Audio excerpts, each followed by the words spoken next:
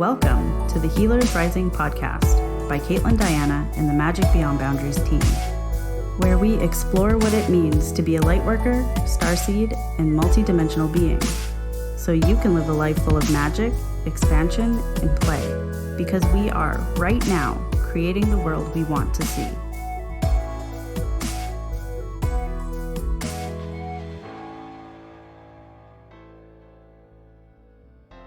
Let's talk about sleep paralysis, because this is a topic that is becoming up so much in all of our communities.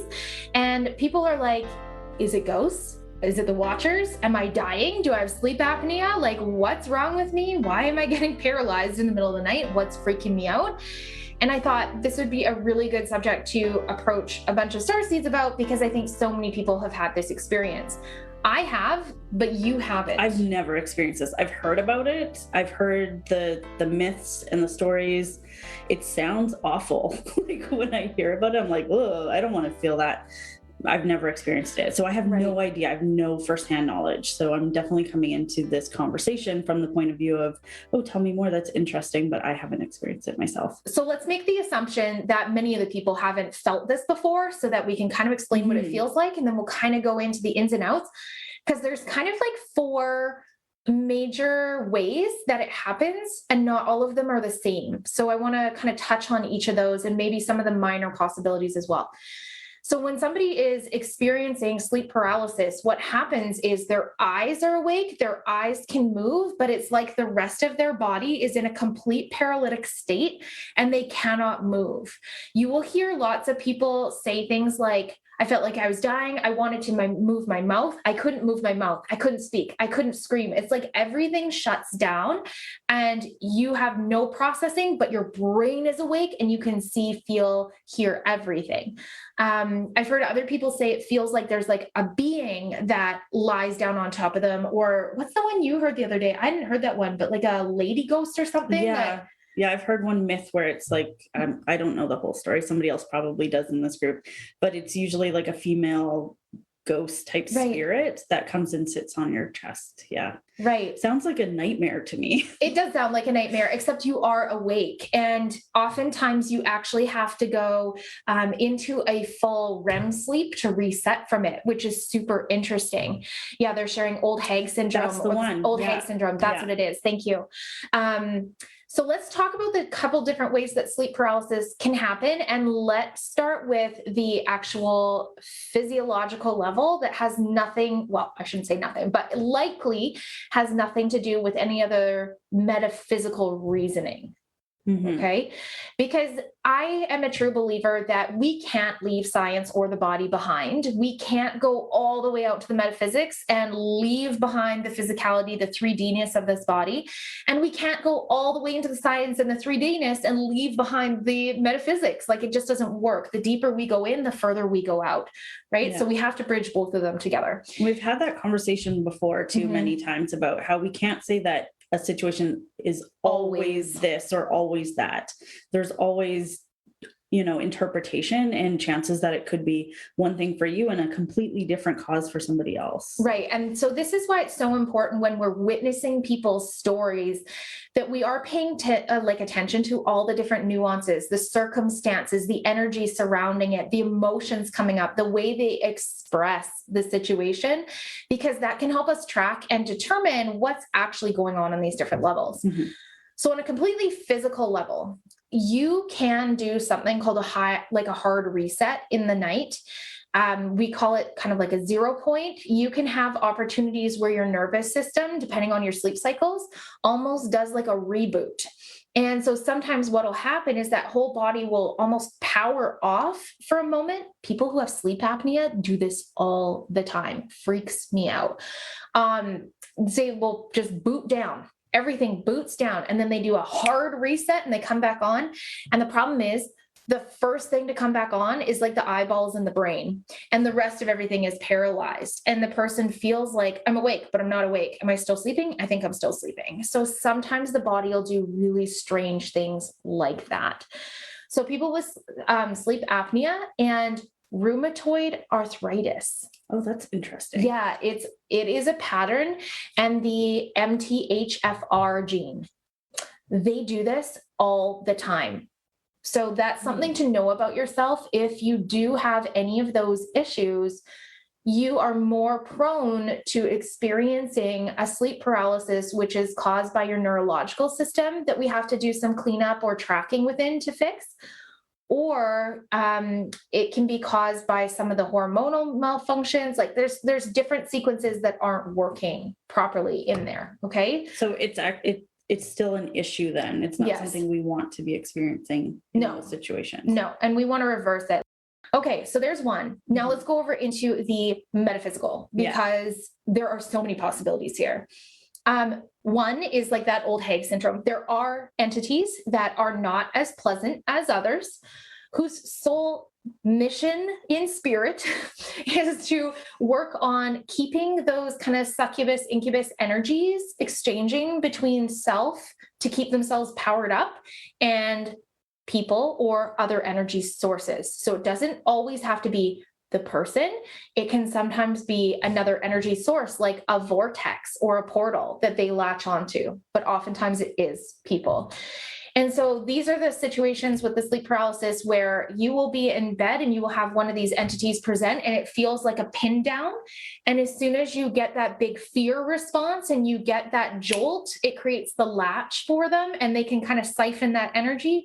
And then you find yourself on a spin for the rest of that day. And it feels very hard to center back into your body. Are they then attached like ongoing, or do they leave and come back?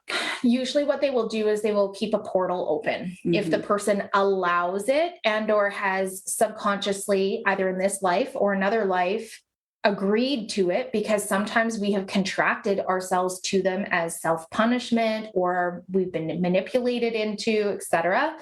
So there are different ways that can happen. So it sounds like the reason it's happening is the thing that's going to be personal that we need to track into. Yeah, it's really, we need to look at what resonance fields we have open within our body that we are still so scared of having them happen, especially when it comes to other people having control over our body. Right. So a lot of people who have experienced things of violation and they have those big barriers up and they're still experiencing those trauma loops will experience these sleep paralysis episodes. Or if they have a lot of fear about protecting themselves from these various entities that are out there, that is another one that I see quite commonly in these people who are experiencing this regularly. And I was literally just going to ask, because I could feel everybody like, how do I protect myself from this? You don't protect yourself. You become aware.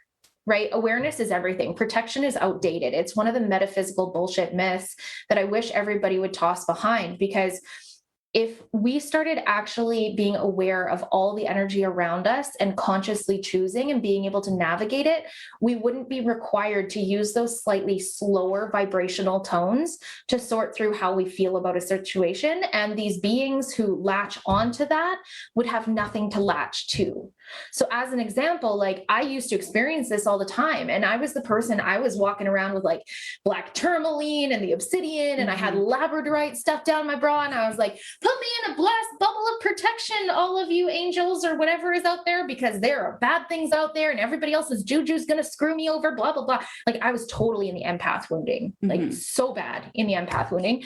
And, ironically, that period of my life was when I was most vulnerable, because all of that space of where I thought I had to put those barriers up was actually just me like bringing all of those vibrational tones out to the universe to attract more situations where I had to start actually building awareness. Right? It was so you were like ridiculous. Manifesting the thing that you were trying to keep away so hard. Yeah. Yeah. And then you don't realize when you create those protective bubbles that sometimes you think that because you've done that and you set your mindset, it means everything's going to stay out. Well, that only works if the resonance field within you no longer exists. Otherwise, you just don't notice it. And it sits under your subconscious programming for the rest of time. So yeah, that is something we have to definitely start working on, is all that subconscious programming. But another day, another story. We've got the physical, where it's like either a sleep apnea or some other kind of an issue that is causing our nervous system to do a hard reset in the night. And then we've got the succubus, incubus, like old hag, draining your energy kind of based on fear. Right. kind So of situation. then we have another one. We have a section, not all of them, a section of the gray alien, the Talls hybrid race, that like to use sexual acts to draw energy. And so a lot of where like, your hot ex comes back in. Or it's somebody completely inappropriate in your life. Yeah. Sometimes in those dreams, the person becomes the conscious observer and they're like, oh my God, I can see what's happening. I don't want this. And they can't stop it. And so that's another time that it happens.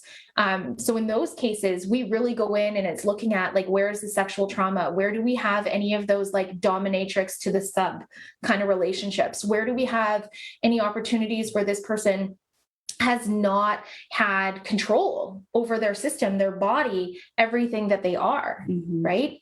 Yeah. And you guys, this will happen, especially everybody's like, the internet is going to go crazy. It's getting a little gritty. If this is something that you have running in your field and they don't want you to hear it, they will interrupt the broadcast because it's completely clear on our end, like clear. So that's a really good sign that you might want to start asking some questions, not from fear, from awareness, and start going, okay, what's in my field? What do I need to clear up? What kind of issues have I got going on here? What have I experienced in this life? What have I experienced in a past life? Okay. It's going to be super important. Yeah. Okay, so we have the grays and we have the sexual energy. We also have another type of being called the watchers. Some of you guys may have seen these ones. You tend to wake up and it's like there's this big, tall figure at the end of your bed wearing a black top hat. And it looks like they're just staring at you. It can be intimidating. Super intimidating. And they just hang out there and you often feel paralyzed in fear. And so the watchers don't tend to actually do anything, but why they're there is they're actually scanning information off of all of your tech sets. So anybody who is having those watchers come into their space, they're sometimes called the shadow people. That's another name for them. Black hat man, another name for them, but they call themselves the watchers. If you're going to connect to them on a galactic level to see what they're about, because they are a gatekeeper into the Anunnaki, they come in and they just scan all the tech sets on any pieces of tech that you've got running in your body. So that could be transponders, it could be implants, any of those things. And so you can't just be like, be gone with ye. It doesn't work. You can't be like, I'm just going to shut their portal. They don't even use a portal. You can't, they're actually tethered to those pieces of tech. They can come and go to be able to pull the data like that whenever they need them. And so what that means is you either have some kind of relationship to the Anunnaki and you are feeding them information for whatever reason, which could be good or bad. Again, one thing we talked about in the last accelerator is not all beings within the same collective equal they are good or equal they are bad. They all have somewhat of an individuality in some races. Okay. There are some like the plasma field where it is literally just a field of consciousness and expression, and it's all the same. And anybody who is experiencing it as an individuation is not quite in the collective 13th dimensional web yet. But in the Anunnaki, there are definite differences and factions of who's involved in what in the different things that are going on within this cosmos. So some kind of a contract. It's always a contract. And so in that case, we need to do a little bit of tracking. We have to be looking in both to our Akashic and our galactic records to find out, like, why are we contracted to them? What is the relationship here? How am I trying to interpret this as a human? Where am I changing the information as a human? Because sometimes it's not actually a bad thing that you are relaying information to that part of, maybe it's your team, right? So there's things like that that can happen as well. So the old hag syndrome and the grays, we can do a lot about. Same with the watchers, we can do a lot about. We can absolutely start cleaning up our energy field and looking for the experiences that relate to sexual trauma, fear, and protection in terms of how we want to keep ourselves safe. And we can look at any of the things that we are most scared of ever happening to us and doing the Akashic cleanup work on that.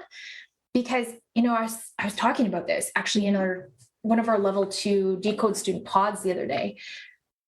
Your worst case scenario that you have running in your mind is there because it's a trajectory you have open as a possibility of what you could choose in this life. Put your eyeballs back in your head. That was deep, guys. So when we have a worst case scenario, a massive fear, something we are so scared of losing or having happen, it keeps a resonance field open in our field. A resonance field is like a story built on emotions, possibilities, pathways we could take, other possibilities of the same type of frequency. And when that is there, it allows all of these things to start gravitating to us, binding to our field to reflect back that which we are putting out.